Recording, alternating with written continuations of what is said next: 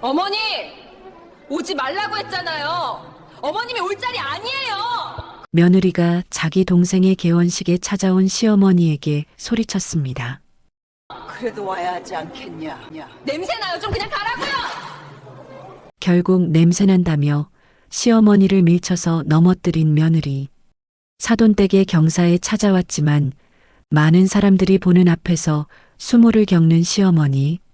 이들에게 과연 앞으로 어떤 일이 일어나게 될까요? 사연 시작 전 구독과 좋아요 부탁드립니다. 어디서 듣고 계신지도 댓글로 알려주시면 그곳의 하루가 더 편안하고 행복하길 바라겠습니다. 새벽 4시 알람도 없이 눈이 떠졌습니다. 60이 넘으니 몸에 시계가 박힌 것 같았어요. 이불을 걷어내고 일어나니 허리가 뻐근했습니다. 어젯밤 산에서 더덕 캐느라 허리를 너무 많이 숙인 탓이겠죠. 손으로 허리를 주무르며 천천히 몸을 일으켰어요. 이 나이에 이 정도 통증은 아무것도 아니었습니다. 제 이름은 이순희, 올해 67입니다. 강원도 산골 외진 마을에서 약초나 캐고 효소 담가 먹으며 사는 늙은이에요. 적어도 세상 사람들 눈에는 그렇게 보이겠죠. 제 아들놈도 그렇게 알고 있고요. 마당으로 나서니 이슬 젖은 흙내가 코를 찔렀습니다. 발밑에 흙이 질퍽하게 신발 밑창에 달라붙었어요. 낡은 등산화로 갈아 신고 뒷산으로 향했습니다. 산길은 어둑어둑했지만 눈 감고도 갈 수 있는 길이었어요. 30년 넘게 다닌 길이니까요. 산 중턱쯤 올라가니 숨이 가빠졌습니다. 예전 같지 않았어요. 10년 전만 해도 이 산을 2번은 왕복했는데 말이죠. 나무 밑동에 잠시 앉아 숨을 고르며 하늘을 올려다봤습니다. 별들이 반짝이고 있었어요. 동쪽 하늘이 조금씩 밝아지고 있었습니다. 해가 뜨기 전에 더덕을 캐야 했어요. 햇볕에 말리면 약효가 떨어지거든요. 호미를 들고 익숙한 자리로 갔습니다. 땅을 조심스럽게 파헤쳤어요. 더덕 뿌리가 모습을 드러냈습니다. 굵고 하얀 뿌리가 흙 속에서 나왔어요. 손으로 조심스럽게 흙을 털어내며 광주리에 담았습니다. 1시간쯤 캤을까요? 광주리가 제법 무거워졌어요. 오늘 수확은 이 정도면 충분했습니다. 집으로 돌아오니 6시가 넘었어요. 마당 한쪽에 놓인 항아리들이 보였습니다. 크고 작은 항아리가 10개쯤 있었어요. 전부 제가 담근 오미자청, 도라지청, 산삼효소였습니다. 제일 큰 오미자청 항아리 뚜껑을 열었어요. 새콤달콤한 향이 확 올라왔습니다. 코끝이 찡할 정도로 진한 향이었죠. 손가락으로 살짝 찍어 맛을 봤어요. 달콤하면서도 신맛이 혀끝에 착 감겼습니다. 3년 묵은 효소 맛은 돈 주고도 못 사는 거예요. 바로 그때였습니다. 낡은 조끼 주머니에서 진동이 울렸어요. 최신형 스마트폰이었습니다. 약초나 캐는 할머니한테는 전혀 어울리지 않는 물건이죠. 화면을 보니 발신자 이름이 떴어요. 박상무 제가 소유한 회사의 임원이었습니다. 전화를 받았어요. 그 순간 제 입에서 나오는 말투가 확 바뀌었습니다. 구수한 강원도 사투리가 싹 사라지고 날카롭고 또렷한 표준어가 튀어나왔어요. 박상무, 이번 분기 원료 매입 단가가 15%나 올랐던데 거래처 재검토해서 내일까지 보고 올려요. 전화기 너머로 박상무의 긴장한 목소리가 들렸습니다. 알겠습니다, 회장님. 그리고 오늘 오전에 신제품 승인 서류 가지고 찾아뵈어도 되겠습니까? 좋아요. 10시까지 와요. 전화를 끊고 다시 오미자청 항아리를 내려다봤어요. 이게 바로 제 이중생활이었습니다. 세상 사람들은 제가 그냥 산골에서 약초나 캐는 늙은이인 줄 압니다. 제 아들도 마찬가지예요. 10년 전에 제가 운영하던 약초 가게가 망해서 빚쟁이들한테 쫓기다가 여기 숨어 산다고 알고 있죠. 사실은 제가 일부러 그렇게 믿게 만든 겁니다. 자식을 강하게 키우려면 부모 재산에 기대게 하면 안 된다고 생각했거든요. 근데 그 거짓말이 10년이나 길어질 줄은 저도 몰랐어요. 진짜 제 정체는 따로 있었습니다. 전국 40개 매장을 거느린 순인의 건강식품 프랜차이즈 창업주예요. 거기다 강남에 제약 공장 2곳, 서울 도심에 메디컬 빌딩 한 채를 소유하고 있었죠. 자산을 다 합치면 900억 원이 넘었습니다. 전부 남편 없이 시장 바닥에서 약초 장사하며 한 푼, 두 푼 모은 돈이에요. 누구한테 손 벌린 적 없이 오로지 제 힘으로 일궈낸 겁니다. 9시 반쯤 되니까 마을 입구 쪽에서 자동차 엔진 소리가 들려왔어요. 창문으로 내다보니 검은색 외제 승용차가 흘길을 달려오고 있었습니다. 이 외진 산골 마을에 전혀 어울리지 않는 번쩍번쩍한 고급차였죠. 박상무가 온 거였어요. 차가 마을 어귀 느티나무 아래에 멈췄습니다. 운전석 문이 열리더니 말끔한 양복 차림의 중년 남자가 내렸어요. 검은색 정장에 넥타이까지 반듯하게 매고 있었고 구두는 햇빛에 반짝반짝 광이 났습니다.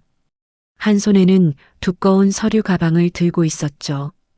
그 사람이 흘길을 밟으며 저를 향해 걸어왔어요. 고급 구두가 지나갈 때마다 먼지가 폴폴 일어났습니다. 저는 마당에 서서 기다렸어요. 여전히 무릎이 늘어난 작업복에 약초 묻은 장갑을 끼고 있었죠. 서로 마주서니 그 대비가 우스웠습니다. 겉모습만 보면 누가 회장이고 누가 직원인지 절대 알 수 없었으니까요. 박상무가 허리를 깊이 숙여 인사했어요. 회장님, 안녕하십니까? 그래요. 고생이 많아요. 들어와요. 마루에 나란히 앉아 서류 가방을 받았습니다. 신제품 승인 서류였어요. 홍삼 농축액 신제품이었죠. 한 장 한 장 꼼꼼히 넘기면서 성분표, 임상시험 결과, 시장 분석 자료를 살폈습니다. 숫자 하나하나 눈에 담았어요. 사업을 이만큼 키운 건 이렇게 작은 것 하나도 놓치지 않았기 때문이었습니다. 서류 검토를 마치고 흙 묻은 장갑을 벗었어요.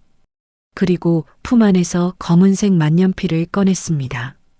외국 명품 브랜드 제품이었어요. 약초캔은 할머니 손에 들리기에는 너무나 어울리지 않는 물건이죠. 결제란에 만년필 촉을 대니 사각사각 소리가 났습니다. 이순이 세 글자가 검은 잉크로 또렷하게 찍혔어요. 서명을 마친 서류를 돌려주고 나서 부엌에서 보리차를 따라왔어요. 박상무가 공손하게 두 손으로 받았죠. 서울 회사 커피보다 이게 더 구수하니 맛날 거요. 일부러 사투리를 섞어서 말했더니 박상무가 피식 웃었습니다. 바로 그때 전화벨이 또 울렸어요. 화면을 보니 며느리 이름이 떴습니다. 정민지. 저는 재빨리 목소리 톤을 바꿨어요. 날카로운 회장의 말투가 사라지고 다정하고 순박한 시골 할머니의 말투가 돌아왔죠. 그래 애미야, 무슨 일이냐? 전화기 너머로 며느리의 차갑고 빠른 목소리가 들려왔습니다. 인사도 없이 바로 본론으로 들어갔어요. 어머님, 이번 주말에 제 동생 병원 개업식 있는 거 아시죠? 확인차 전화드렸어요. 오시지 마세요. 순간 가슴이 철렁 내려앉았습니다. 하지만 티를 내지 않으려고 애썼어요. 그래도 사돈 총각 개업식인데 가봐야지. 말끝을 흐렸는데 며느리가 기다렸다는 듯이 말을 잘랐습니다. 어머님, 산에서 약초 캐시는 분이 의사들 모임에 오시면 어울리지 않잖아요. 숨이 턱 막혔습니다. 며느리는 거기서 끝내지 않았어요. 나물 냄새, 약초 냄새 진동하실 텐데요. 수준 안 맞으니까 진짜 오지 마세요. 저도 모르게 만년필을 쥔 손에 힘이 들어갔어요. 주먹이 부들부들 떨렸습니다. 며느리는 거기서도 멈추지 않았어요.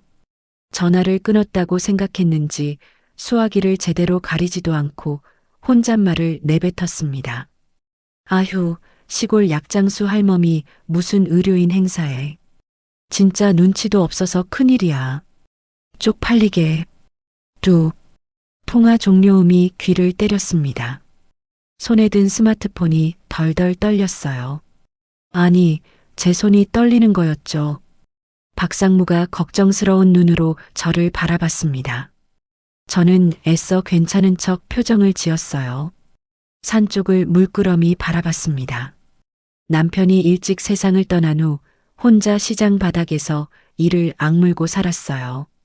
새벽 3시에 일어나 약초 다리고 밤늦게까지 손님 받고 설거지하고 손이 갈라지고 발이 퉁퉁 부어도 쉬지 않았습니다.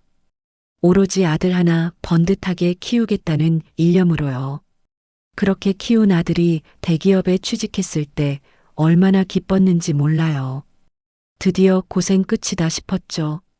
근데 지금은 어떻습니까? 그 아들이 장가를 가더니 어느새 저는 약초 냄새 나는 늙은이가 되어버렸어요. 창피하고 쪽팔린 존재가 됐습니다. 잠시 후 아들한테 전화를 걸었어요. 신호음이 4-5번 가고 나서야 아들이 받았습니다. 엄마. 무슨 일이야? 아니, 그냥 이번 주말 처남 개업식 간다며? 전화기 너머로 헛기침하는 소리가 들렸어요. 뭔가 말하기 곤란한 눈치였죠. 목소리가 작아졌습니다. 엄마, 미안해요. 나중에 따로 같이 가요. 나중에. 또 나중입니다. 아들은 언제나 나중이라고 해요. 하지만 그 나중은 한 번도 온 적이 없었죠. 알았다. 끊어라. 아들이 황급히 전화를 끊었습니다. 마치 저와 통화하는 게 누구한테 들킬까봐 두려운 것처럼요. 가슴 한구석이 서늘하게 식어갔어요. 아들이 저보다 처가 눈치를 더 보는 게 뻔히 보였습니다. 다시 오미자청 항아리 앞으로 걸어갔습니다. 항아리 뚜껑을 열고 한참을 내려다봤어요. 3년 동안 정성껏 담근 효소였습니다. 약초 고르고 씻고 설탕 비율 맞추고 손이 얼마나 많이 갔는지 몰라요. 이건 절대 실패하지 않았어요. 제가 키운 게 약초만이 아닌데 자식놈은 왜 이 모양인지 모르겠습니다. 항아리 뚜껑을 도로 덮으며 나지막이 중얼거렸어요. 쓸모없는 건 잘라내야지. 박상무가 조심스럽게 입을 열었습니다. 회장님, 이번 주말 개업식 말입니다. 정말 안 가실 겁니까? 그 메디컬 빌딩. 회장님 소유 아닙니까? 고개를 돌려 박상무를 봤어요. 그의 눈에 걱정이 가득 담겨 있었습니다. 맞아요. 며느리 동생이 개업하는 그 정형외과 병원이 입주한 메디컬 빌딩이 바로 제 건물이었습니다. 며느리는 그 사실을 꿈에도 모르죠. 사돈도 모르고요. 심지어 제 아들조차 모릅니다. 가야지. 제 입에서 낮고 단단한 목소리가 흘러나왔어요. 내 빚 말고 주인으로서 내 건물에 쥐새끼가 들어왔는지 확인하러. 박상무가 묵묵히 고개를 끄덕였습니다. 저는 손톱 밑에 낀 흙을 다시 들여다봤어요. 아까는 자랑스러웠는데 지금 보니 다르게 보였습니다. 이건 자랑이 아니라 위장이었어요. 10년 동안 쓰고 있던 가면이었죠. 세상 사람들한테, 아들한테, 며느리한테 보여주기 위한 거칠애였습니다. 그날 오후 박상무가 서류 뭉치를 하나 더 꺼냈어요. 사돈 정철수에 대한 조사 자료였습니다. 미리 준비시켜둔 거였죠. 서류 첫 장에 굵은 글씨로 적혀 있었어요. 채무자 정철수, 정메디칼 대표, 며느리 아버지 이름이었습니다. 그 밑으로 숫자들이 빼곡했어요. 40억 원. 이게 사돈이 제 투자회사한테 빌려간 돈이었습니다. 정확히 말하면 JM 메디칼 투자회사인데 이건 제가 세운 법인이에요. 정철수는 그 회사 뒤에 제가 있는 줄 꿈에도 모를 겁니다.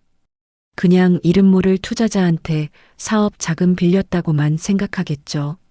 서류를 넘겼어요. 상환 현황이 나왔습니다. 이자 연체 6개월, 원금 상환 전무, 부채 비율 400%, 숫자 하나하나가 정메디칼의 부실함을 적나라하게 보여주고 있었어요. 한마디로 망하기 직전인 회사였습니다. 피식 웃음이 났어요. 그래서 이번에 아들 개업식을 메디컬 빌딩에서 그렇게 성대하게 치르는 거였군요. 허세를 부려서 의료계 인사들한테 잘 보이려는 속셈이었겠죠. 투자라도 받아보려고요. 근데 그 빌딩이 하필 제 건물이에요.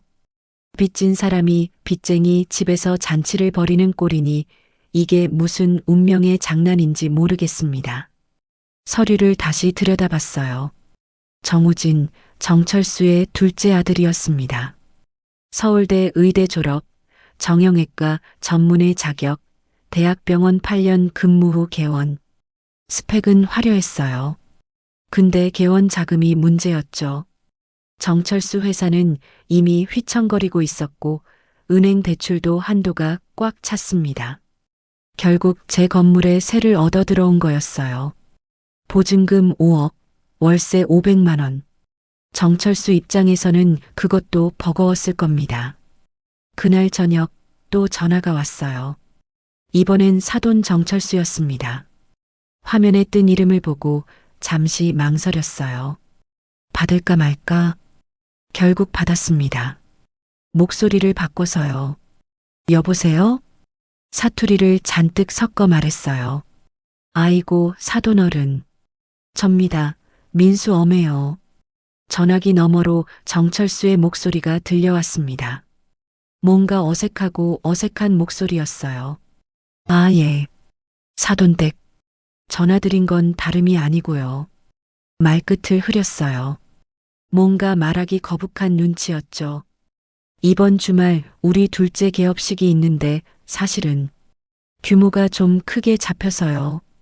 의료계 인사들, 교수님들, 정치하시는 분들도 오시거든요. 아이고, 그렇습니까? 축하드립니다요. 감사합니다. 그런데 말이죠. 솔직히 말씀드리면 좀 격식 있는 자리라서요. 편찮으시면 무리해서 안 오셔도 됩니다.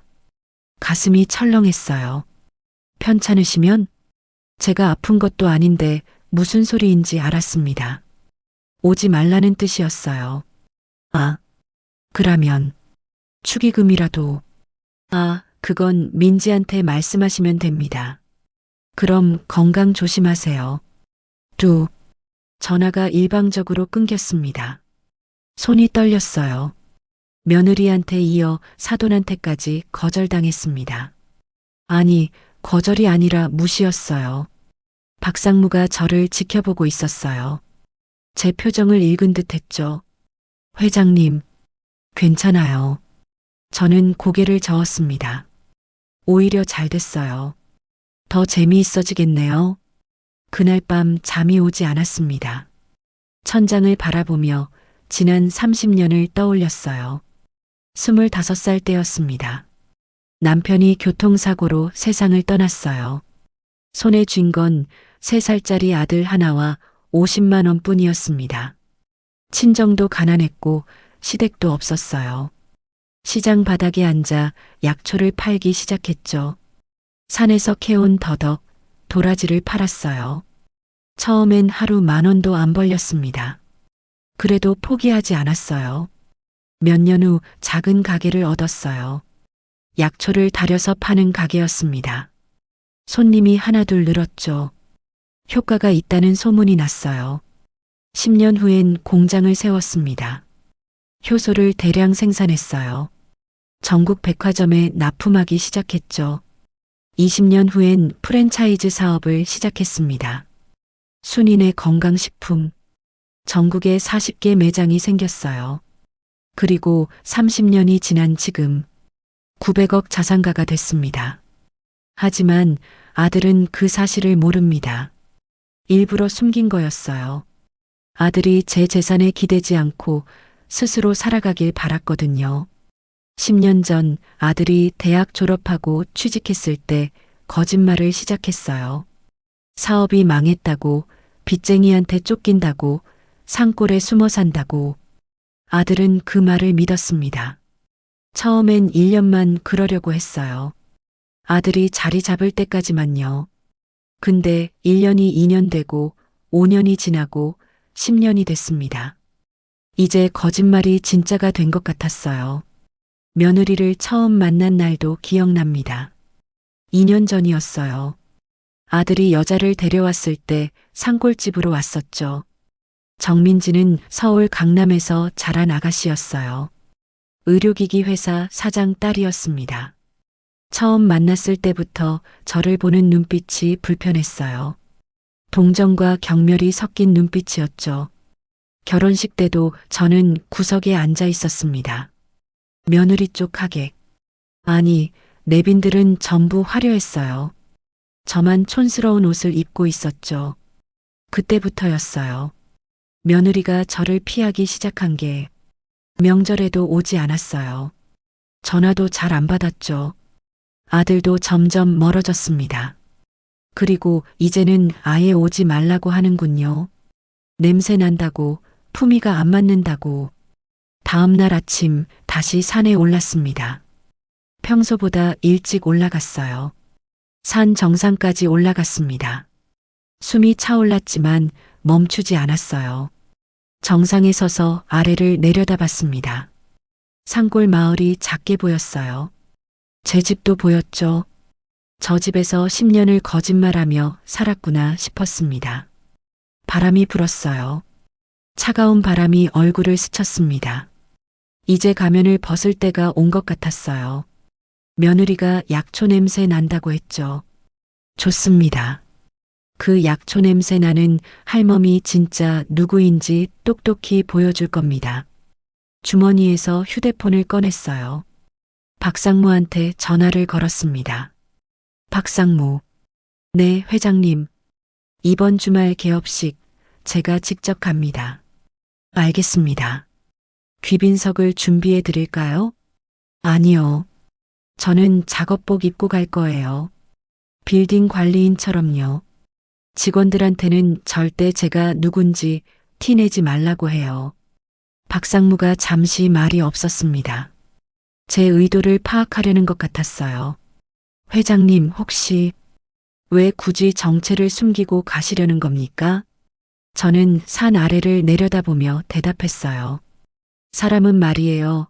자기보다 약하다고 생각하는 사람 앞에서 진짜 얼굴을 드러내는 법이에요. 높은 사람 앞에서는 다들 굽신거리잖아요. 근데 아래 사람 앞에서는 가면을 벗죠. 나는 그 민낯이 보고 싶어요. 박상무가 알겠다고 대답했습니다. 한 가지만 더 준비해 주세요. 말씀하십시오. 정철수, 정메디칼 채무상환 최고 통지서. 법무팀에서 공증받아서 준비하고요. 그날 개업식장에서 직접 전달할 겁니다. 알겠습니다, 회장님. 전화를 끊고 다시 산 아래를 바라봤어요. 가슴속에서 뭔가 끓어오르는 게 느껴졌습니다. 분노였을까요? 아니면 기대감이었을까요? 잘 모르겠습니다. 하지만 한 가지는 확실했어요. 이번 주말 모든 게 끝날 겁니다. 10년간 숨겨왔던 모든 것이요. 주말 아침 평소보다 일찍 일어났습니다. 새벽 3시였어요. 잠이 오지 않았거든요. 오늘이 바로 그날이었습니다. 정우진의 정형외과 개업식 날이요. 옷장을 열고 한참을 들여다봤어요. 한쪽에는 고급 정장들이 걸려 있었습니다. 백화점에서 산 명품 옷들이죠. 사업차 미팅할 때 입는 것들이었어요. 손을 뻗어 캐시미어 코트 하나를 만져봤습니다. 부드럽고 따뜻한 감촉이 손끝에 전해졌어요. 이걸 입고 가면 어떨까요? 회장답게 당당하게 들어서면 어떨까요? 고개를 저었습니다. 아니에요. 그러면 재미가 없죠. 다른 쪽 옷장을 열었어요. 낡은 작업복들이 주렁주렁 걸려 있었습니다. 산에 갈 때 입는 옷들이었죠. 그 중에서 제일 낡은 등산복을 꺼냈어요. 무릎 부분이 해지고 팔꿈치에 때가 탄 옷이었습니다. 거울 앞에 서서 옷을 입었어요. 헝클어진 머리에 주름진 얼굴, 낡은 등산복. 완벽한 시골 할머니였습니다. 마당으로 나가 약초 광주리를 챙겼어요. 어제 산에서 캔 더덕이 담겨 있었습니다. 흙이 묻은 더덕에서 흙내가 났어요. 며느리가 그렇게 싫어하는 냄새였죠. 아침 7시 박상무한테서 전화가 왔습니다.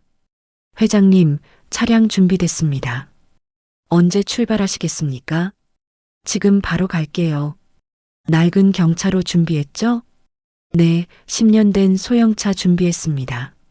전화를 끊고 집 앞으로 나갔어요. 마을 입구에 낡은 하얀색 경차가 서 있었습니다.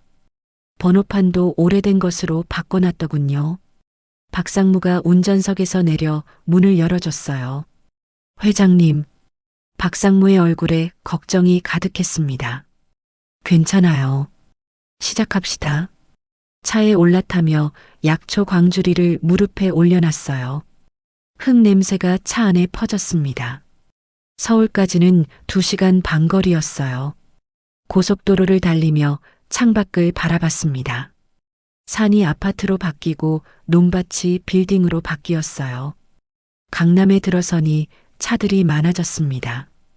고급 외제차들이 쌩쌩 지나갔어요. 우리 경차는 그 사이에서 초라해 보였죠. 10시쯤 메디컬 빌딩에 도착했습니다. 15층짜리 유리 건물이었어요. 햇빛에 반짝반짝 빛나고 있었습니다. 제 건물이었죠. 하지만 오늘은 건물 주인이 아니었어요. 그냥 시골에서 올라온 늙은이였습니다. 회장님, 정말 이대로 들어가시겠습니까? 박상무가 마지막으로 물었어요. 네. 지하 주차장으로 가요. 차가 지하로 내려갔습니다. 어둡고 서늘한 주차장이었어요. 비상계단 앞에 차를 세웠습니다. 차에서 내려 약초 광주리를 들었어요. 무거웠지만 참을만 했습니다. 박상무는 3층 개업식장에서 대기하고 있어요. 제가 연락하면 바로 움직이고요. 알겠습니다, 회장님. 조심하십시오. 비상계단을 올라갔습니다. 계단을 오르는데 숨이 찼어요. 60이 넘은 몸이 예전 같지 않았죠. 3층에 도착했습니다. 복도가 보였어요.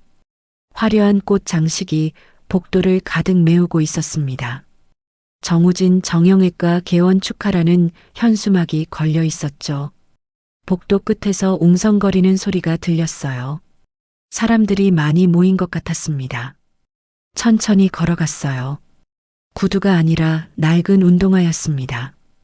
바닥에 찍하고 소리가 났어요. 개업식장 입구가 보였습니다. 유리문 너머로 화려한 실내가 보였어요. 샹들리에가 반짝이고 꽃 장식이 가득했습니다. 검은색 정장을 입은 사람들이 이리저리 오가고 있었죠. 의사들, 제약회사 임원들, 정치인들, 전부 잘 차려입은 사람들이었습니다. 저는 그들 사이로 조용히 들어갔어요. 약초 광주리를 든 채로요. 순간 주변이 조용해졌습니다. 사람들이 저를 보기 시작했어요. 수군거리는 소리가 들렸습니다. 저 할머니 누구야? 약초 파는 분 같은데. 여기 왜 온 거지? 신경 쓰지 않았어요. 로비 한가운데로 걸어갔습니다. 그때였습니다. 익숙한 목소리가 들렸어요. 어머님, 며느리 정민지였습니다. 민지가 제 쪽으로 뛰어왔어요. 하늘색 원피스를 입고 있었습니다. 머리는 말끔하게 세팅했고 목에는 진주 목걸이가 걸려 있었죠. 민지의 얼굴이 하얗게 질렸어요. 눈이 크게 떠졌습니다. 왜 오셨어요? 오지 말라고 했잖아요. 주변 사람들이 더 수군거리기 시작했습니다. 민지가 당황한 얼굴로 제 팔을 잡았어요. 어머님, 잠깐만요. 저쪽으로 가시죠. 복도 쪽을 가리켰습니다. 사람들한테서 멀어지려는 거였어요. 하지만 저는 꼼짝하지 않았습니다. 로비 한가운데 서서 주변을 둘러봤어요. 화려한 샹들리에 비싼 꽃 장식, 잘 차려입은 사람들. 전부 제 돈으로 치러진 것들이었습니다. 이 건물도, 저 조명도, 심지어 저기 서 있는 케이터링 음식도요. 그때 한 남자가 다가왔습니다. 60대 중반쯤 돼 보이는 남자였어요. 고급 양복을 입고 있었고 머리는 반백이었습니다. 사돈 정철수였습니다. 정철수가 저를 보더니 얼굴을 찡그렸어요. 불쾌한 표정이었죠. 아이고 사돈댁. 이게 어인 일이십니까? 목소리에 짜증이 섞여 있었습니다. 사돈댁 경사인데 당연히 와야지요. 정철수가 어색하게 웃었습니다. 주변을 힐끔힐끔 쳐다보며 말했어요. 아, 예. 반갑습니다. 그런데 오늘 좀 바쁜 날이라서요. 말끝을 흐렸어요. 빨리 가라는 뜻이었죠. 민지가 다시 제 팔을 잡았습니다. 어머님, 정말 죄송한데요. 여기 계시면 안 돼요. 손님들이 다 보잖아요. 주변에서 웃음소리가 들렸어요. 사람들이 저를 보며 키득거렸습니다. 한 중년 여자가 옆 사람한테 속삭였어요. 목소리가 들렸습니다. 저 할머니 누구래? 약초 장수? 정형외과 원장 처형 시어머니래. 시골에서 사신대. 어머, 여기까지 왔어? 분위기 파악 좀. 귓속까지 들렸습니다. 하지만 표정을 바꾸지 않았어요. 민지가 저를 끌고 복도로 나갔습니다. 사람들한테서 멀어진 곳이었어요. 복도 구석에 서자 민지가 돌아봤습니다. 얼굴이 새빨갛게 달아올라 있었어요. 화가 잔뜩 난 얼굴이었죠. 어머님, 왜 오셨냐니까요. 전화로 분명히 말씀드렸잖아요. 목소리가 떨렸습니다. 오지 말라고 했잖아요. 창피해 죽겠어요. 저는 광주리를 내려놓고 민지를 바라봤어요. 그래도 사돈 총각 개업식인데 축하는 해야지. 축하는 무슨요? 어머님, 솔직히 말할게요. 민지가 한 발짝 다가왔습니다. 눈에 경멸이 가득했어요. 약초 캐는 할머니가 의사개업식에 왜 와요? 여기 오신 분들이 누군지 아세요? 대학 교수님들, 병원 원장님들, 국회의원님들이에요. 숨을 크게 들이쉬더니 계속 말했습니다. 수준 차이 아세요? 어머님이 여기 계시면 우리 가족이 다 창피해요. 제발 좀 눈치 보세요. 가슴이 철렁했습니다. 수준 차이라고요? 민지는 거기서 멈추지 않았어요. 그리고 그 옷은 뭐예요? 약초 광주리는 또 뭐고요? 진짜 여기가 시장 바닥인 줄 아세요? 손으로 제 옷을 가리켰습니다. 나물 냄새 진동하잖아요. 옆에만 서 있어도 냄새나요. 그 순간이었습니다. 민지가 손을 뻗어 저를 밀었어요. 세게 밀었습니다. 중심을 잃고 뒤로 비틀거렸어요. 손을 뻗었지만 잡을 게 없었습니다. 쿵! 바닥에 주저앉았습니다. 손목을 짚으며 넘어졌어요. 손목에서 찌릿한 통증이 올라왔습니다. 복도 바닥이 차가웠어요. 엉덩이가 아팠습니다. 민지가 위에서 저를 내려다봤어요. 놀란 표정이었지만 미안해하는 기색은 없었습니다. 어머님, 그러니까 오지 말라고 했잖아요. 그때 복도 저쪽에서 소리가 들렸습니다. 저기 무슨 일이에요? 누가 넘어진 거 아냐? 사람들이 몰려오기 시작했어요. 저는 바닥에 앉은 채로 민지를 올려다봤습니다. 민지의 얼굴이 점점 하얗게 질려갔어요. 주변에 사람들이 모였습니다. 수십 명이 저를 둘러쌌어요. 어머, 할머니 괜찮으세요? 누가 밀었어요? 청소하던 직원이 달려왔습니다. 그 직원이 저를 일으켜 세우려 했어요. 할머니, 일어나세요. 하지만 저는 일어나지 않았습니다. 그대로 바닥에 앉아 있었어요. 민지가 당황한 얼굴로 말했습니다. 어머님, 괜찮으세요? 제가 그냥 말끝을 흐렸어요. 저는 천천히 고개를 들어 민지를 봤습니다. 그리고 나지막이 말했어요. 애미야, 나를 밀었지? 민지의 입술이 파르르 떨렸습니다. 주변 사람들이 웅성거리기 시작했어요. 밀었다고? 며느리가 시어머니를? 여기서? 그때 한 남자가 사람들을 해치고 들어왔습니다. 제 아들 박민수였어요. 민수가 저를 보더니 눈이 커졌습니다. 엄마, 왜 여기? 그리고 바닥에 앉아 있는 저를 보고 당황했어요. 엄마, 왜 그래? 무슨 일이야? 저는 아들을 올려다봤습니다. 아들의 얼굴에도 당황이 가득했어요. 하지만 걱정이 아니었습니다. 창피함이었죠. 주변 사람들 눈치를 보고 있었어요. 엄마, 일단 일어나. 여기 사람 많아. 일어나라고요? 사람 많다고요? 아들은 제가 다쳤는지 괜찮은지 묻지 않았습니다. 그저 빨리 일어나서 자리를 피하라는 거였어요. 가슴이 서늘해졌습니다. 저는 주머니에서 휴대폰을 꺼냈어요. 떨리는 손으로 박상무 번호를 눌렀습니다. 전화를 받자마자 말했어요. 박상무, 지금 당장 올라와요. 시작해요. 복도가 조용해졌습니다. 수십 명의 손님들이 저를 둘러싸고 있었어요. 누구 하나 말이 없었습니다. 바닥에 주저앉은 늙은이를 내려다보고 있었죠. 민지는 창백한 얼굴로 서 있었어요. 입술을 깨물고 있었습니다. 손이 부들부들 떨리고 있었죠. 아들 민수는 제 옆에 쪼그리고 앉았습니다. 엄마, 괜찮아? 어디 다친 데 없어? 이제야 묻는군요. 사람들이 다 모인 다음에야요. 대답하지 않았습니다.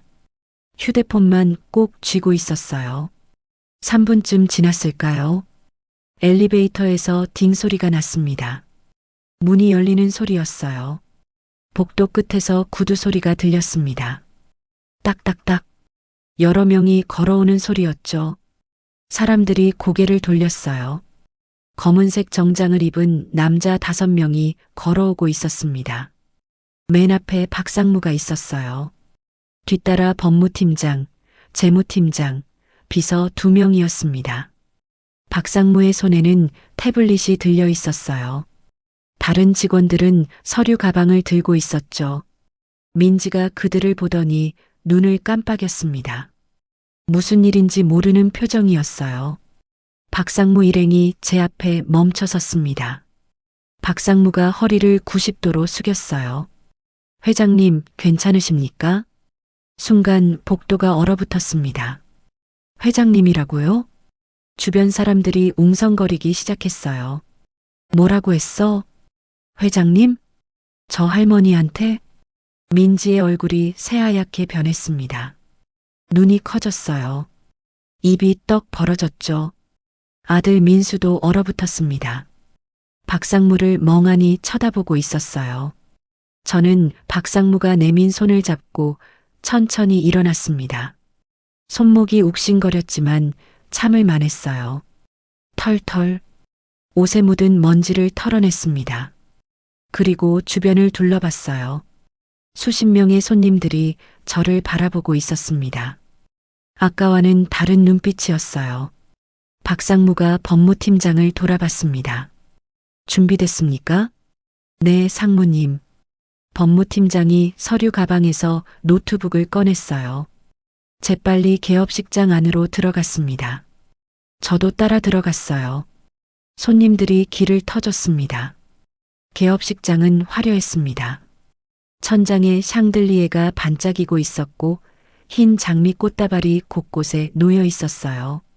정면에는 대형 스크린이 설치되어 있었죠. 100여 명의 손님들이 자리에 앉아 있었습니다. 의사 가운을 입은 사람들, 고급 양복을 입은 사람들, 전부 정우진의 개업을 축하하러 온 사람들이었어요.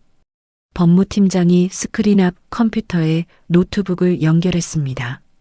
재빨리 키보드를 두드렸어요. 스크린이 켜졌습니다.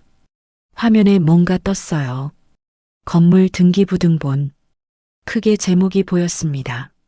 손님들이 술렁이기 시작했어요. 저게 뭐야? 등기부등본? 화면이 확대됐습니다.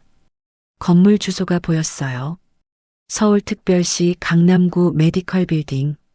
바로 이 건물이었습니다. 그 밑에 소유자 란이 보였어요. 큰 글씨로 이름이 적혀 있었습니다. 소유자 이순희.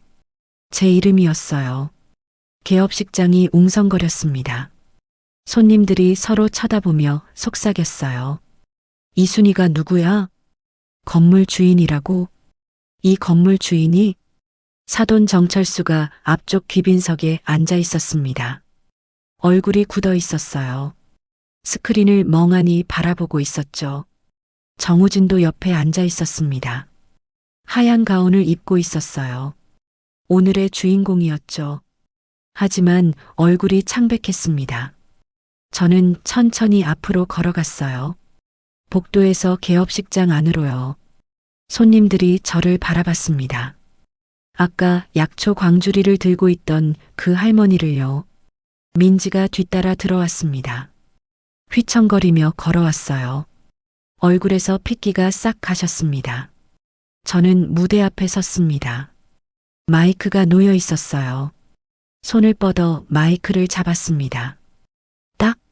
마이크가 켜지는 소리가 났어요. 개업식장이 조용해졌습니다. 100여 명의 손님들이 숨을 죽이고 있었어요. 저는 스크린을 가리켰습니다. 여러분, 보이십니까? 목소리가 스피커를 타고 울려 퍼졌어요. 아까의 사투리가 아니었습니다. 또렷하고 단단한 표준어였죠. 이 메디컬 빌딩의 소유주, 이순희.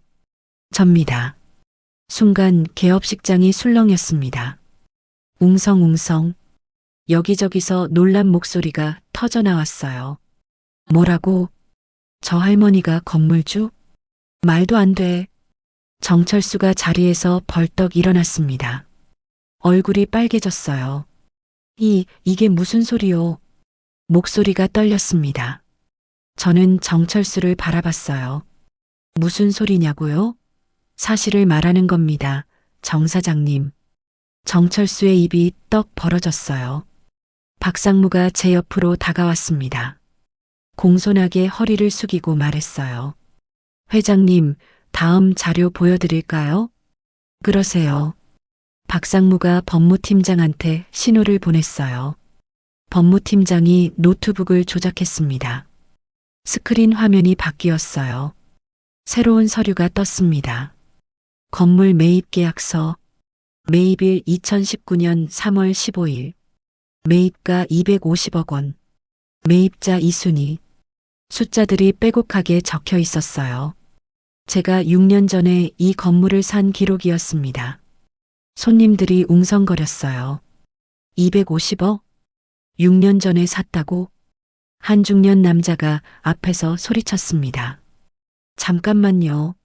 이게 진짜예요? 조작한 거 아니고요?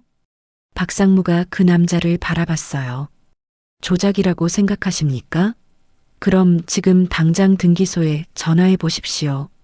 확인 가능합니다. 남자가 입을 다물었어요. 정철수가 비틀거렸습니다. 옆 사람이 부축했어요. 얼굴이 새하얗게 질려 있었죠. 저는 정철수를 똑바로 바라봤습니다. 정 사장님 놀라셨습니까? 정철수가 대답하지 못했어요. 입술만 파르르 떨렸습니다. 제가 누군지 모르셨죠? 당연합니다. 아까 전화로 말씀하셨잖아요. 편찮으시면 오지 말라고요.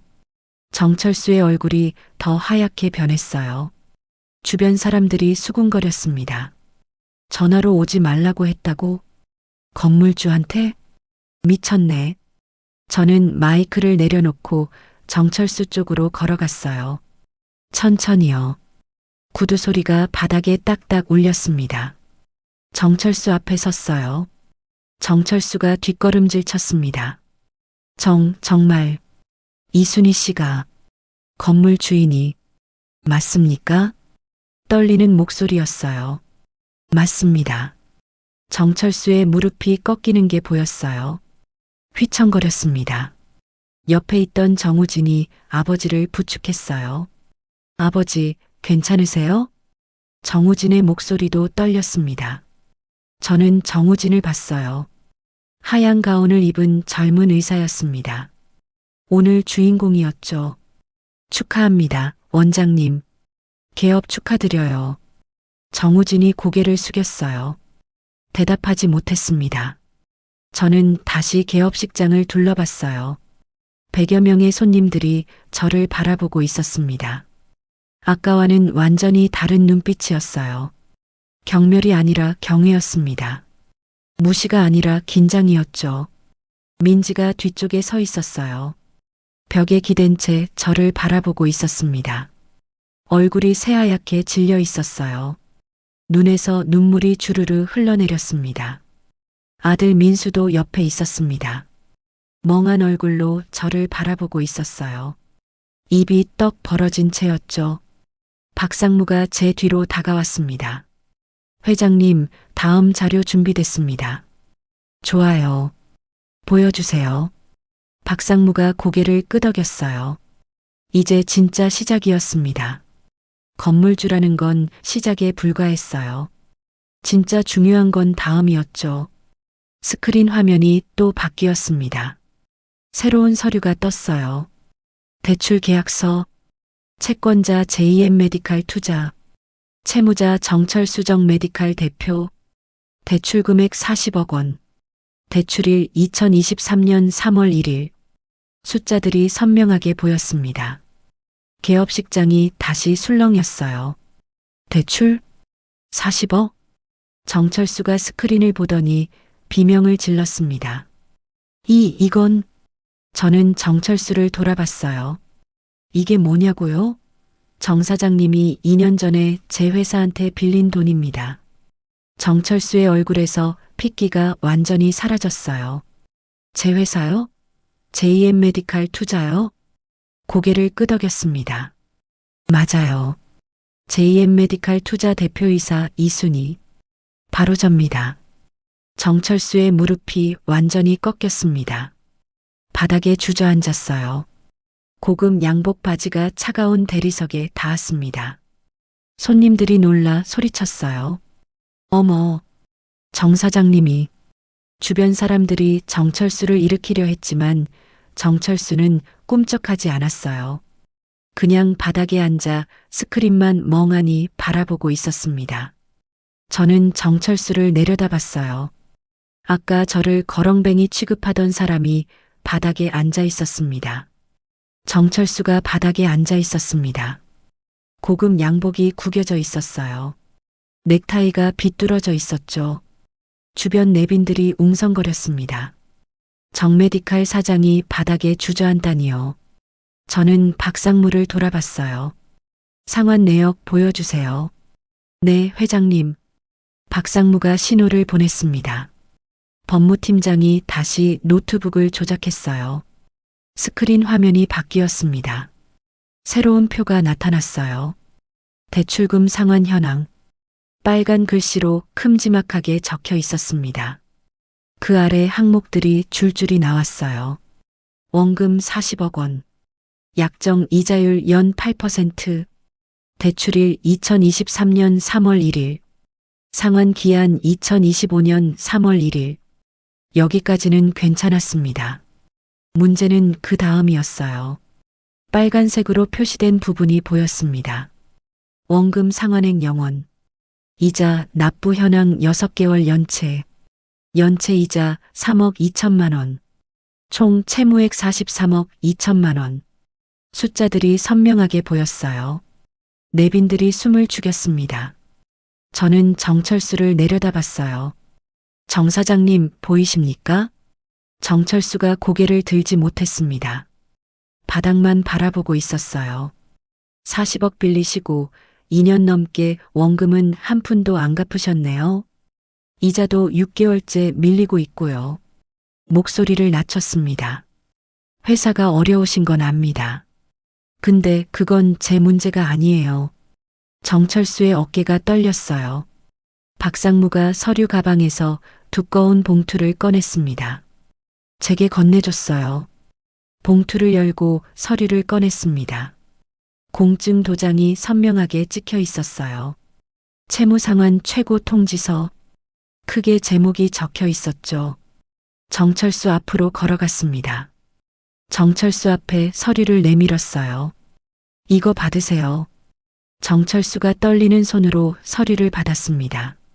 눈으로 내용을 훑더니 얼굴이 더 하얗게 질렸어요. 이건 채무상환 최고 통지서예요.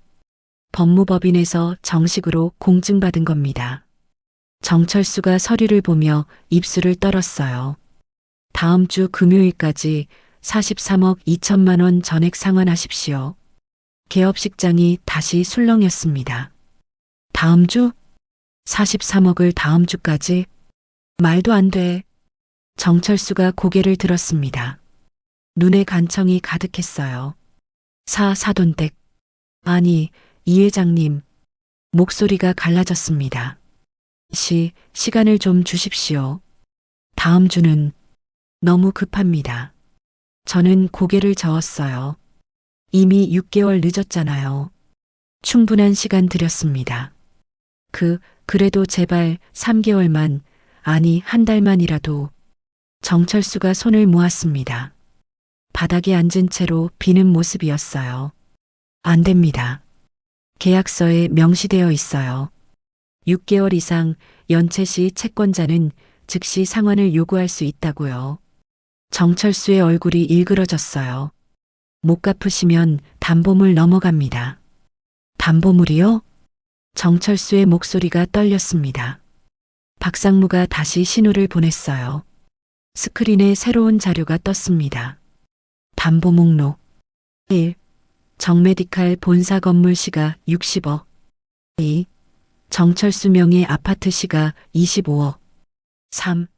정메디칼 보유 의료기기 재고 시가 15억. 정철수가 스크린을 보더니 비명처럼 소리쳤어요. 안 됩니다. 그건 회사 전부예요. 그걸 다 뺏으면 회사가 망해요. 망하는 건 제 책임이 아닙니다. 차갑게 말했어요. 정철수가 바닥에 이마를 찧었습니다. 큰절을 하는 모습이었어요. 제발 살려주십시오. 주변 사람들이 술렁거렸습니다. 정메디칼 사장이 바닥에 엎드려 있었어요. 저는 정철수를 내려다봤습니다. 가슴 한구석이 시원했어요. 아까 저를 무시하던 사람이었습니다. 전화로 오지 말라고 했던 사람이었죠. 하지만 아직 끝이 아니었어요. 고개를 들어 뒤쪽을 봤습니다. 민지가 벽에 기댄 채 서 있었어요. 하늘색 원피스가 조명 아래 빛났지만 얼굴은 새하였습니다. 민지를 향해 걸어갔어요. 천천히요. 내빈들이 길을 터줬습니다. 숨소리도 들리지 않았어요. 민지 앞에 섰습니다. 민지가 뒷걸음질 쳤어요. 등이 벽에 닿았죠. 애미야. 나지막이 불렀습니다. 민지의 눈에 눈물이 고였어요. 입술이 파르르 떨렸습니다. 아까 나한테 뭐라고 했지? 민지가 대답하지 못했어요. 약초 캐는 할머니라고 했지? 나물 냄새 난다고 했지? 목소리를 높였습니다. 스피커를 통해 개업식장 전체에 울려 퍼졌어요. 수준 차이 안 맞는다고 했지? 내빈들 앞에서 창피하다고 했지? 민지의 눈에서 눈물이 주르르 흘러내렸습니다. 한 발짝 더 다가갔어요. 그리고 나를 밀었지. 복도에서. 민지가 고개를 저었습니다. 아니에요. 저는 그냥 밀었다고? 민지의 얼굴이 하얗게 질렸어요. 저는 제 손목을 들어 올렸습니다. 아직도 빨갛게 부어 있었어요. 넘어지면서 찌운 자국이었죠. 여기 봐. 이거 내가 한 거야. 민지가 울음을 터뜨렸습니다. 죄송해요. 어머님, 죄송하다고? 저는 차갑게 웃었어요. 아까는 어머님도 아니었잖아. 약초 할머니, 시골 할멈이었잖아. 주변 내빈들이 수군거렸습니다. 며느리가 시어머니를 밀었다고? 여기서? 어머. 저는 뒤를 돌아 개업식장을 둘러봤어요. 100여 명의 내빈들이 저를 바라보고 있었습니다. 의사들, 교수들, 정치인들. 민지가 그렇게 자랑하던 사람들이었어요. 그들 앞에서 말했습니다. 여러분, 보셨죠? 이 사람이 저를 어떻게 대했는지요. 목소리가 떨렸어요. 화가 났습니다. 30년 넘게 약초 캐고 효소 담가서 아들 하나 키웠어요. 손에 굳은 살 박히고 허리 휘어지도록 일했어요. 손바닥을 들어 보였습니다. 굳은 살이 박힌 손이었어요. 그렇게 키운 아들이 장가 갔더니 며느리가 저를 밀어서 넘어뜨려요. 약초 냄새 난다고, 수준 안 맞는다고요. 내빈들이 조용히 들었습니다. 민지를 다시 봤어요. 무릎 꿇어. 민지가 눈을 크게 떴습니다. 뭐라고요? 무릎 꿇으라고 했어. 여기서, 이 사람들 앞에서. 민지가 고개를 저었어요. 그건 싫으면 말고. 저는 박상무를 봤습니다. 박상무, 개업식 중단하세요. 건물 전기 차단하고요. 박상무가 대답했어요. 네, 회장님. 민지가 소리쳤습니다. 잠깐만요. 목소리가 갈라졌어요. 동생 개업식이에요. 동생은 잘못한 거 없잖아요. 저는 고개를 끄덕였습니다. 맞아. 내 동생은 잘못 없어. 근데 그건 내가 결정할 일이야. 민지의 눈에서 눈물이 쏟아졌어요. 무릎 꿇고 사과하면 개업식 계속하게 해줄게. 안 하면 지금 당장 끝내고. 민지가 떨리는 손으로 눈물을 닦았습니다. 주변을 둘러봤어요. 친구들이 보고 있었습니다. 시댁 식구들도 보고 있었어요. 의사 선배들, 교수들, 모든 사람이 지켜보고 있었죠. 민지의 무릎이 천천히 꺾였습니다. 휘청거리며 바닥에 무릎을 꿇었어요. 쿵! 무릎이 차가운 대리석에 닿았습니다. 하늘색 원피스 자락이 바닥에 펼쳐졌어요. 내빈들 사이에서 탄성이 터져 나왔습니다. 저기 봐. 진짜 무릎 꿇었어. 스마트폰을 꺼내 촬영하는 사람도 있었어요. 민지가 고개를 숙였습니다. 어깨가 들썩였어요. 울고 있었습니다. 죄송합니다. 목소리가 기어 들어갔어요. 뭐가 죄송한데? 차갑게 물었습니다. 어머님을 밀친 거, 모욕한 거, 다 죄송합니다. 민지가 바닥에 이마를 찧었어요. 큰절이었습니다. 친구들 앞에서, 내빈들 앞에서 시어머니한테 큰절을 하고 있었어요. 저는 그 모습을 내려다봤습니다. 한때 저를 무시하던 여자가 발밑에 엎드려 있었어요. 속이 시원했습니다. 하지만 동시에 씁쓸하기도 했어요. 이렇게까지 해야 했나 싶었죠. 그때 뒤에서 발소리가 들렸습니다. 아들 민수였어요. 민수가 앞으로 나왔습니다. 얼굴이 창백했어요. 눈가가 빨갛게 충혈되어 있었습니다. 저와 눈이 마주쳤어요. 민수가 입을 열었습니다. 목소리가 떨렸어요. 엄마, 왜 이러세요? 저는 아들을 바라봤습니다. 제가 키운 아들이었어요. 새벽마다 약초 다리면서 학원비 벌어보낸 아들이었습니다. 왜 숨기셨어요? 저한테 왜 말 안 하셨어요? 저는 담담하게 대답했어요. 언제는 물어봤니? 민수가 얼어붙었습니다. 내가 언제 한 번이라도 엄마가 어떻게 사는지 관심 가졌니? 목소리를 높였습니다. 명절에 전화 한 통 없었잖아. 용돈은커녕 안부도 안 물었잖아. 처가에는 몇 번을 갔는데 엄마한테는 1년에 한 번도 안 왔잖아. 민수의 얼굴이 일그러졌어요. 눈물이 볼을 타고 흘러내렸습니다. 그러면서 무슨 자격으로 왜 말 안 했냐고 물어. 민수가 대답하지 못했어요. 저는 목소리를 더 낮췄습니다. 그리고 아까 말이야. 민수를 똑바로 봤어요. 내 아내가 나를 밀쳐서 넘어뜨렸을 때 너 뭐라고 했지? 민수가 고개를 떨궜습니다. 일어나라고 했지. 사람 많다고 했지. 빨리 자리 피하라고 했지. 민수의 입술이 파르르 떨렸어요.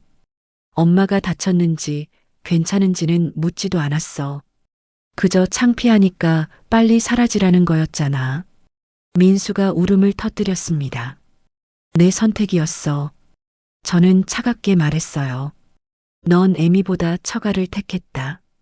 그 결과가 이거야. 주변을 둘러봤습니다. 무릎 꿇은 민지, 바닥에 주저앉은 정철수, 우는 민수. 이게 오늘의 결과였어요. 개업식장이 조용했습니다. 100여 명의 내빈들이 숨죽이고 있었어요. 누구 하나 말이 없었습니다. 저는 민수를 마지막으로 바라봤어요. 눈물 흘리는 아들의 모습을 담았습니다. 가슴이 아팠지만 돌아섰어요. 박상무 갑시다. 네, 회장님. 박상무와 직원들이 뒤따랐습니다. 개업식장 출구를 향해 걸었어요. 내빈들이 양쪽으로 길을 터줬습니다. 아무도 말을 걸지 못했어요. 출구에 거의 다다랐을 때였습니다. 뒤에서 민수의 목소리가 들렸어요. 엄마. 발소리가 들렸습니다. 달려오는 소리였죠. 하지만 저는 멈추지 않았어요. 그대로 밖으로 나갔습니다. 복도로 나서니 차가운 공기가 얼굴을 스쳤어요. 깊이 숨을 들이쉬었습니다. 가슴속에 뭉쳐있던 것들이 조금씩 풀리는 느낌이었어요. 엘리베이터를 탔습니다. 문이 닫히기 직전 민수가 뛰어왔어요.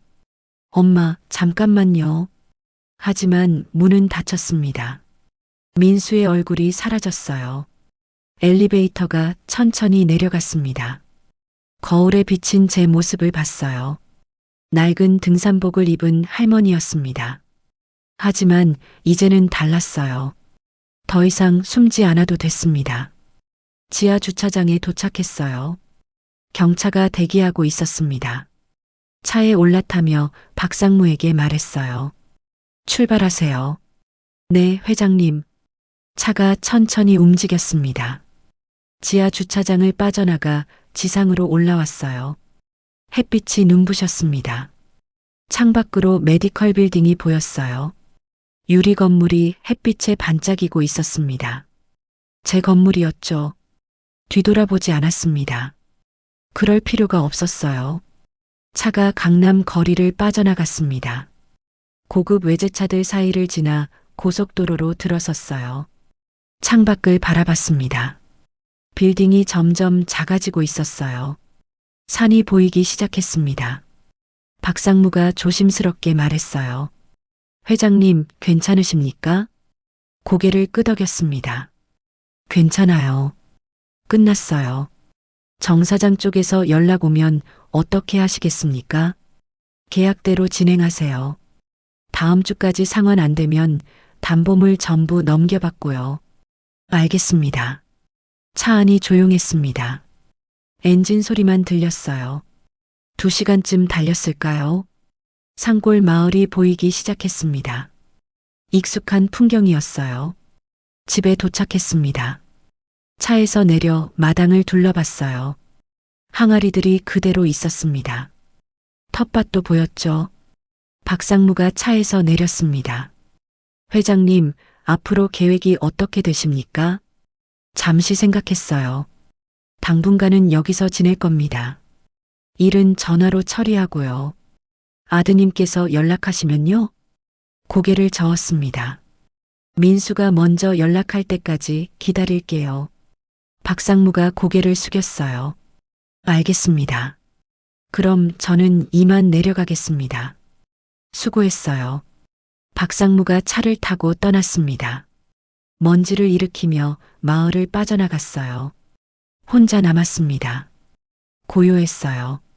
집 안으로 들어가 낡은 등산복을 벗었습니다. 편한 옷으로 갈아입고 마당으로 나왔어요. 텃밭으로 걸어갔습니다. 상추가 잘 자라고 있었어요. 무릎을 굽혀 잡초를 뽑기 시작했습니다. 흙 냄새가 났어요. 며느리가 그렇게 싫어하던 냄새였죠. 피식 웃음이 났습니다. 해가 지고 있었어요. 하늘이 주황빛으로 물들었습니다. 산 너머로 해가 떨어지고 있었죠. 집으로 돌아와 저녁을 차렸습니다. 간단하게요. 된장찌개 하나, 상추 몇 장. 혼자 밥상 앞에 앉았어요. 조용했습니다. 숟가락을 들었습니다. 된장찌개 한 숟가락 떠서 입에 넣었어요. 구수한 맛이 입안에 퍼졌습니다. 그날 밤 잠이 오지 않았습니다. 천장을 바라보며 오늘 일을 떠올렸어요. 민지가 무릎 꿇던 모습, 정철수가 바닥에 주저앉던 모습, 민수가 우는 모습, 가슴이 아팠습니다. 하지만 후회는 없었어요. 해야 할 일이었으니까요. 며칠이 지났습니다. 민수한테서 전화가 오지 않았어요. 문자도 없었습니다. 정철수한테서는 연락이 왔습니다. 박상무가 전화로 알려줬어요. 회장님, 정 사장이 시간 연장을 요청했습니다. 3개월만 달라고요. 거절하세요. 네. 그리고 변호사를 선임했다고 합니다. 그럴 줄 알았어요. 법대로 진행하세요. 알겠습니다. 일주일이 지났습니다. 상환 기한이 지났어요. 정철수는 돈을 갚지 못했습니다. 당연했죠. 회사가 이미 기울어진 상태였으니까요. 박상무가 보고했습니다. 담보물 압류 절차 시작했습니다. 본사 건물, 아파트, 의료기기 재고 전부요. 좋아요. 그리고 정메디칼 다른 채권자들도 움직이기 시작했습니다. 그럴 거예요. 한 곳이 무너지면 다들 달려들죠. 한 달이 지났습니다. 정메디칼이 법정 관리에 들어갔어요. 언론에도 났습니다. 의료기기 업체 정메디칼 부도 위기. 기사가 났어요. 정철수의 재산이 하나둘씩 넘어갔습니다.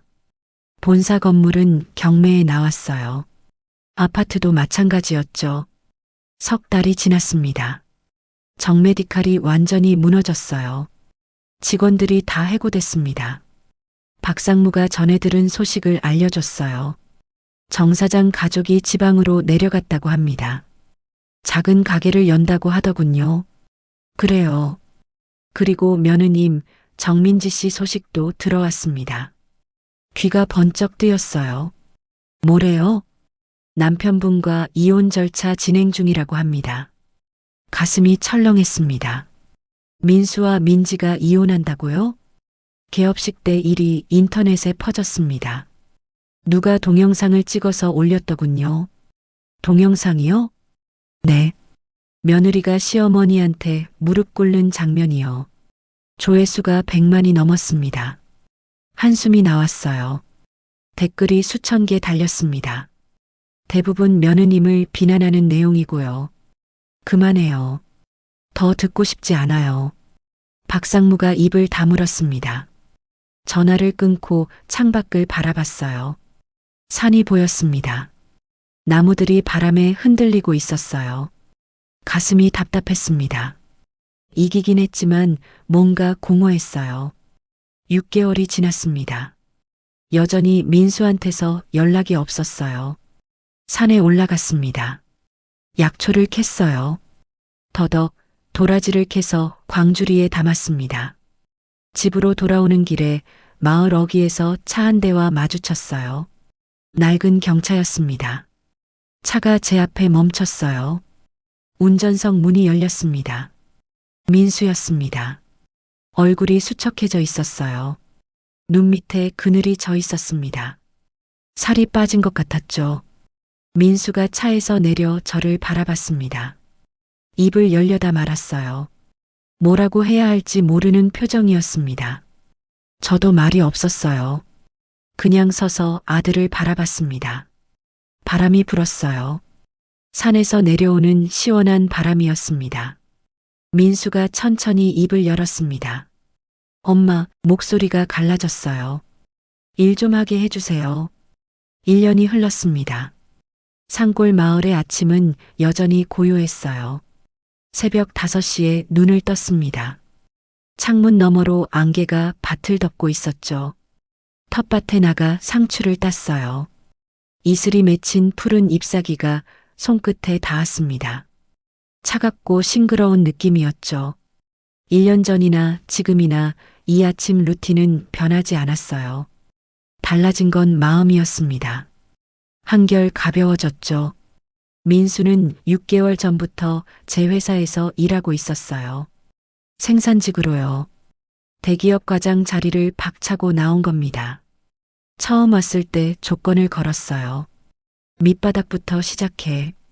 다른 직원들이랑 똑같이 특별 대우 없어. 민수는 고개를 숙이고 받아들였습니다. 그날 이후 민수는 강남 공장에서 일하고 있었어요. 건강식품 포장, 약초 선별, 청소까지. 예전 같으면 상상도 못할 일이었죠. 오늘은 서울 본사 일정이 있었습니다. 박상무한테 전화가 왔어요. 회장님, 오늘 공장 점검 일정 있으십니다. 알았어요. 10시에 갈게요. 전화를 끊고 옷을 갈아입었습니다. 오늘은 편한 옷을 골랐어요. 공장에 갈 거니까요. 서울로 향하는 차 안에서 창밖을 바라봤습니다. 논밭이 아파트 단지로 바뀌고 시골길이 고속도로로 바뀌었어요. 강남 공장에 도착했습니다. 3층짜리 건물이었어요. 1층이 생산 라인이고 2층은 포장, 3층은 사무실이었죠. 차에서 내려 건물 안으로 들어갔습니다. 생산 라인으로 향했어요. 기계 돌아가는 소리가 들렸습니다. 위잉위잉. 건강식품 병이 컨베이어 벨트를 따라 움직이고 있었어요. 하얀 작업복을 입은 직원들이 줄지어 서 있었습니다. 병에 라벨을 붙이고 박스에 담고 있었죠. 그 끝에 익숙한 얼굴이 보였어요. 민수였습니다. 36살 제 아들이 하얀 작업복을 입고 서 있었어요. 머리에는 위생모를 쓰고 있었습니다. 양복 대신 작업복, 구두 대신 안전화. 민수가 박스를 나르고 있었어요. 무거운 박스를 들어 올려 팔레트에 쌓았습니다. 이마에 땀이 맺혔어요. 저는 조용히 다가갔습니다. 민수가 저를 발견했어요. 눈이 마주쳤습니다. 민수의 표정이 복잡하게 일그러졌어요. 부끄러움과 미안함이 섞인 표정이었죠. 엄마, 작은 목소리였습니다. 주변 직원들이 힐끔힐끔 쳐다봤어요. 회장의 아들이 생산직으로 일하고 있다는 건 다들 알고 있었거든요. 밥은 먹었어? 담담하게 물었습니다. 민수가 고개를 끄덕였어요. 손 좀 봐봐. 민수가 두 손을 내밀었습니다. 손바닥에 물집이 잡혀 있었어요. 박스 나르다 생긴 굳은 살도 있었죠. 손가락 마디에는 반창고가 붙어 있었습니다. 1년 전 부드럽고 깨끗했던 손이 아니었어요. 노동의 흔적이 남은 손이었습니다. 제 손과 닮아가고 있었죠. 그 손을 보며 잠시 아무 말도 하지 않았습니다. 가슴이 아팠어요. 하지만 동시에 묘한 안도감도 느꼈습니다. 이 아이가 드디어 뭔가를 배우고 있구나 싶었거든요. 잘하고 있대. 민수가 고개를 들었습니다. 눈에 눈물이 고여 있었어요. 생산팀장이 그러더라. 성실하게 일한다고. 늦지도 않고 불평도 안 하고. 민수의 입술이 떨렸습니다. 뭔가 말하려는 것 같았지만 소리가 나오지 않았어요. 천천히 해. 급할 거 없어. 민수의 어깨를 툭 쳤습니다. 그리고 돌아서서 공장을 나왔어요. 복도를 걸으며 생각했습니다. 민수가 저를 찾아온 건 6개월 전이었어요. 빈손으로 산골에 나타났었죠. 그날 밤 오래 고민했습니다. 받아줄까 말까? 이 아이가 저한테 뭘 했는지 잊지 않았거든요. 하지만 결국 받아들였어요. 조건을 걸었죠. 본사 공장에서 밑바닥부터 시작해. 월급도 다른 신입이랑 똑같이 받고. 민수는 고개를 숙이고 수락했습니다. 그렇게 6개월이 지났어요. 민수는 아직 말단 생산직입니다. 박스 나르고 청소하고 기계 닦고. 예전 같으면 상상도 못할 일이었죠. 하지만 민수는 묵묵히 해내고 있었습니다. 용서한 건 아니에요. 아직도 그날 일을 생각하면 가슴이 아픕니다. 하지만 기회는 줬어요. 이 아이가 어떻게 자라는지 지켜보기로 한 거죠. 오후에 다른 곳에 들를 일이 있었습니다. 강남역 근처 약국이었어요. 약을 사러 간 건 아니었습니다. 그냥 보고 싶은 게 있었거든요. 약국 문을 열고 들어갔어요. 종소리가 딸랑 울렸습니다. 카운터 뒤에 하얀 가운을 입은 여자가 있었어요. 약을 조제하고 있었습니다. 민지였습니다. 33이 된 전 며느리가 약국 직원으로 일하고 있었어요. 하늘색 원피스 대신 하얀 약사 가운을 입고요. 진주 목걸이 대신 이름표를 달고 있었습니다. 이름표에는 정민지라고 적혀 있었어요. 손톱도 짧게 잘려 있었습니다. 예전에 길게 기르고 매니큐어 바르던 손톱이 아니었죠. 민지가 고개를 들었습니다. 저와 눈이 마주쳤어요. 순간 민지의 얼굴이 굳었습니다. 눈이 흔들렸어요. 입술이 파르르 떨렸죠. 손에 들고 있던 약봉지가 살짝 흔들렸습니다.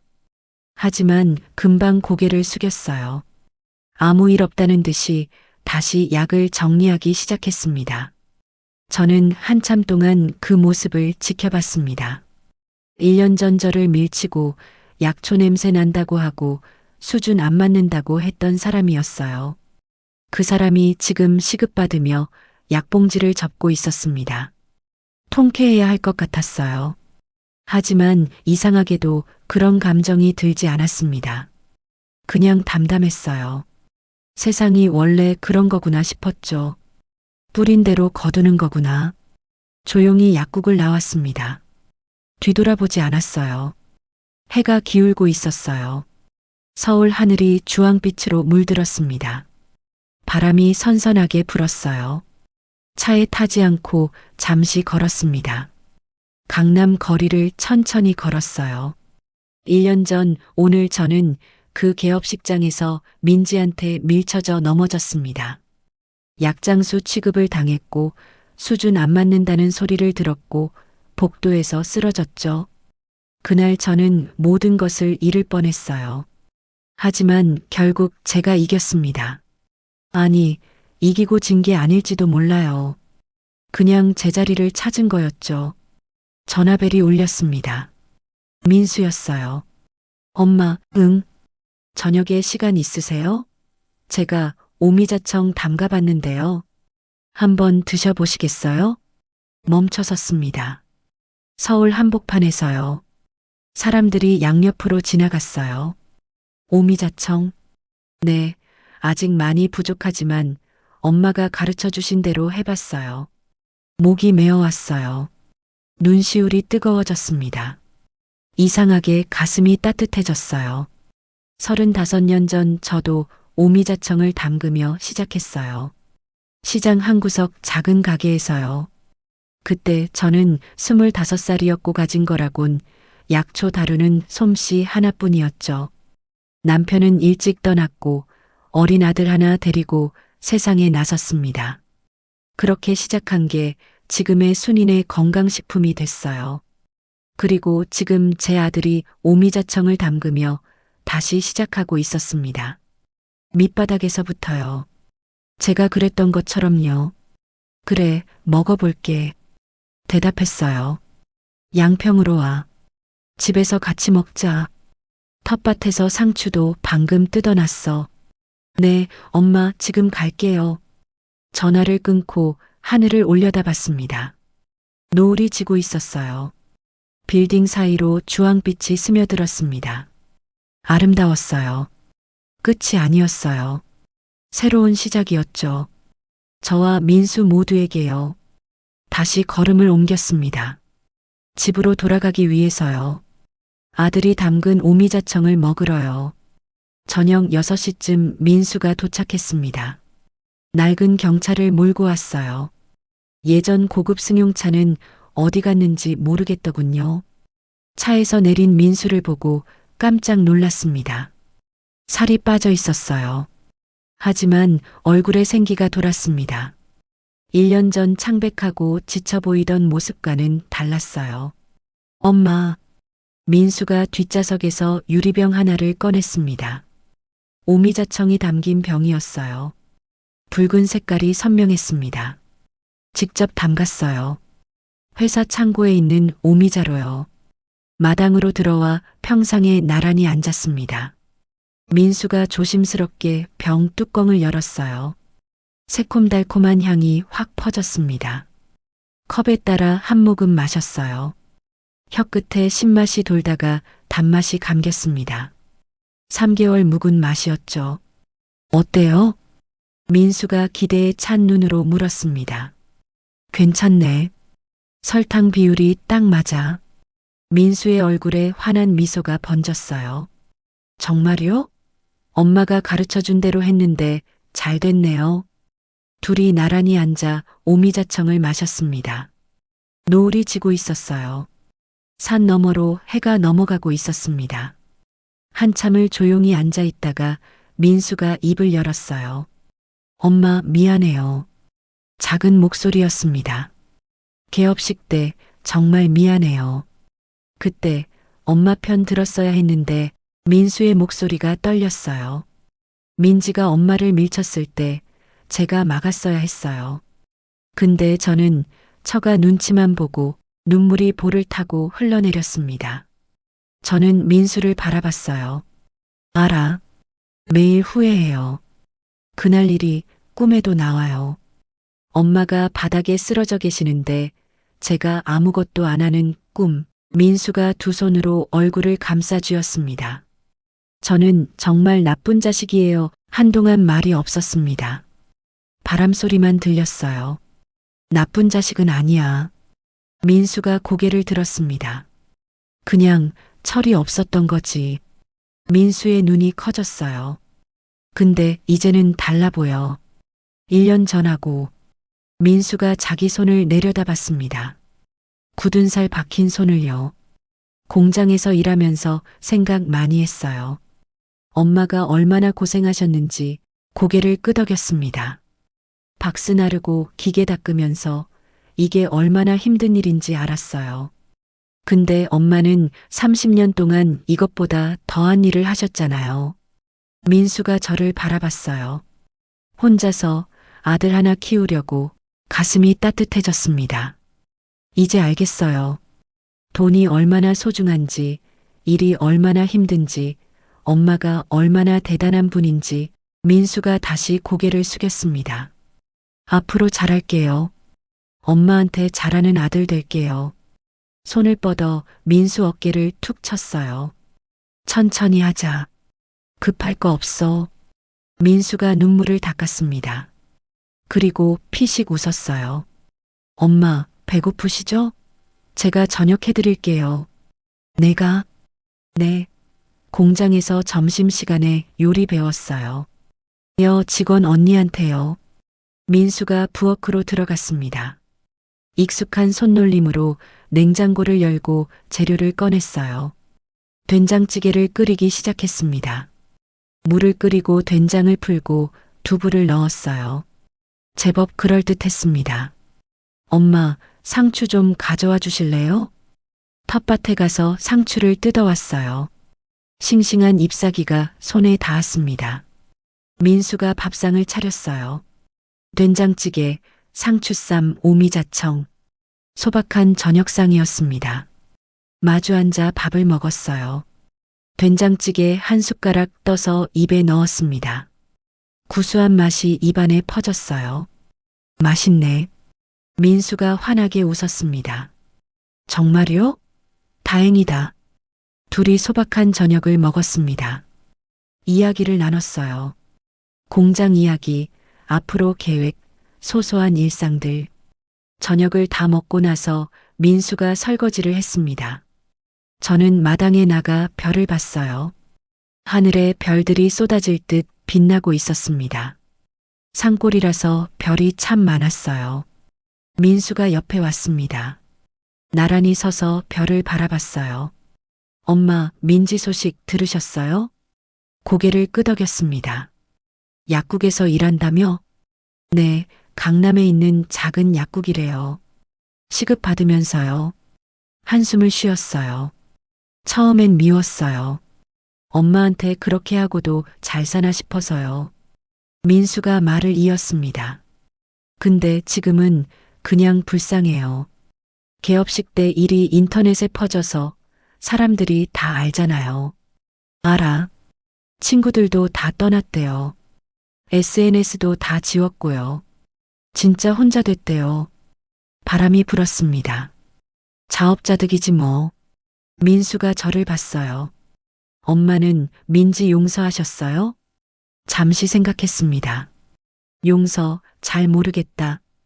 근데 미워하진 않아. 그럼요. 그냥 끝난 일이야. 이제 각자 살아가는 거지. 민수가 고개를 끄덕였습니다. 사돈 쪽 소식은? 정 사장님이요? 지방으로 내려가셨대요. 작은 식당 하신다고요. 그래. 회사 완전히 망했어요. 건물도 다 넘어가고 집도 경매 넘어갔고요. 씁쓸했습니다. 이기긴 했지만 기분이 좋진 않았어요. 뿌린 대로 거두는 거지 뭐. 민수가 저를 빤히 봤습니다. 엄마, 후회 안 하세요? 그때 일? 고개를 저었어요. 후회는 없어. 해야 할 일이었으니까. 근데 너무 가혹했던 건 아닐까요? 웃음이 났습니다. 가혹해?